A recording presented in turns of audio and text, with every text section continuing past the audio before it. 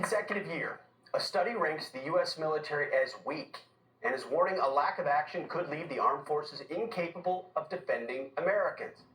Only the Marine Corps ranked strong, while other branches were labeled marginal or even very weak in the Air Force's case.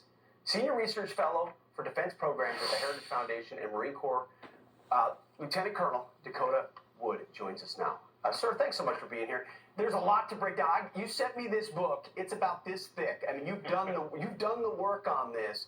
Share with us, sir, how you came to this conclusion.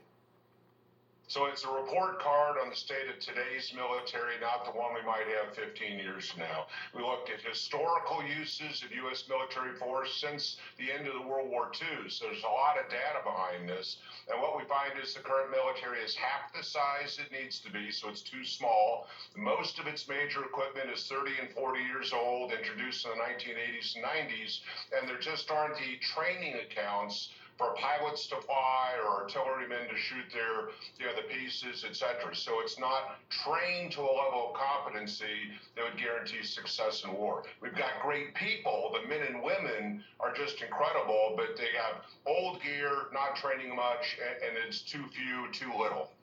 And so when the Marine Corps is rated, though, as strong, do they have a different ethos? Is that part of, like, they got the same equipment, same training? How does that happen? Yeah, it's more focused, so it's still too small. I mean, I wrote that section specifically, and the Marine Corps needs to be larger, but they are extremely focused. They are rapidly adapting to changes in technology and operating environments, and so they seem to be the one service that is moving forward very aggressively to have forces that are relevant to a modern combat environment. We're not seeing the same sort of focus or success in adapting and innovating in the other services. How about recruiting, sir? I mean, we've talked a lot about this on this program. I mean, what's your explanation for why it's down so significantly? Well, 3 out of 4 American youth aren't even eligible for service without a waiver due to mental and physical health problems, substance abuse, criminal records, or obesity. So when you've got 77% that can't even join, then you're getting into a smaller pool. The Army shrank its end strength, the size of the service, by 33,000 soldiers last year just because they couldn't recruit. So they've gone from almost 800,000 during the Cold War to 452,000. And by the end of this year, 2024, they'll be at 445,000. It's just a dramatically bad story across our country. How do we turn it around?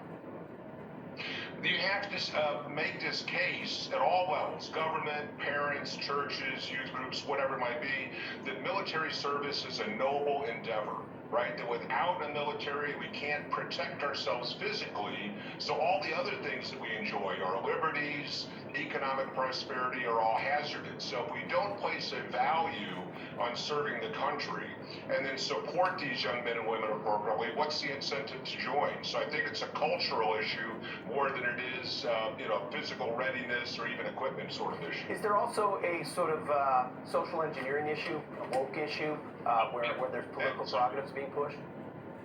Yeah, absolutely. This wokeism, DEI, critical race theory, all those sorts of things led to this perception that the military is not focused on its primary mission, which is warfighting. So if you're a counselor, if you're a parent, if you have a recommendation, should you serve or not, this perception of wokeism across the Department of Defense really is an inhibitor to people wanting to join that organization. No doubt. I've heard it from lots of vets saying part of that is the reason why they're not recommending their kids, and if that continues, that's a big problem.